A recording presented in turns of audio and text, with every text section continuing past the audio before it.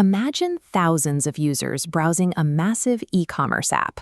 One shopper decides to add a second shipping address to their profile, and instantly, the entire platform stops.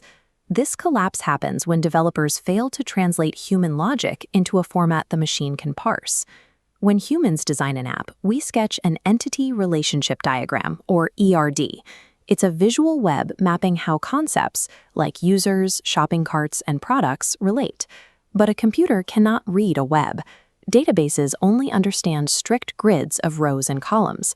To survive thousands of users clicking at once, an app's data map must run a gauntlet of 7 strict mapping rules to become a stable, predictable blueprint known as a relational schema. Rule 1 requires that every major entity is isolated. You have to carve out a distinct table for each concept, locked down by a single unique identifier called a primary key. If you record a user's current age or the total cost of a fluctuating shopping cart, you would have to update your database millions of times a day. Rule 4 bans these derived attributes from the schema. You do not store them. You let the app calculate them on the fly. By enforcing strict primary keys and purging shifting variables, developers ensure the foundation of the database remains permanent. Real-world inputs are messy.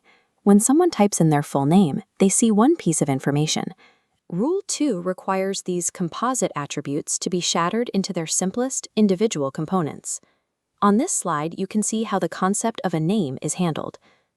Imagine a business branch that operates with 3 different fax numbers. You cannot jam multiple values into a single database box.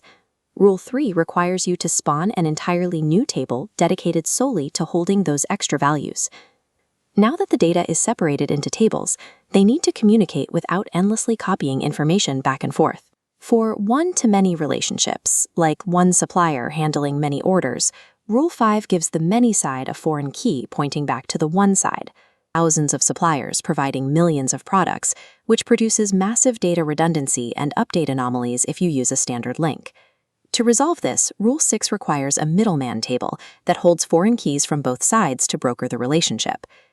That messy, human-drawn web we started with has been replaced. It is now a highly organized blueprint, connected by distinct lines linking primary keys to foreign keys.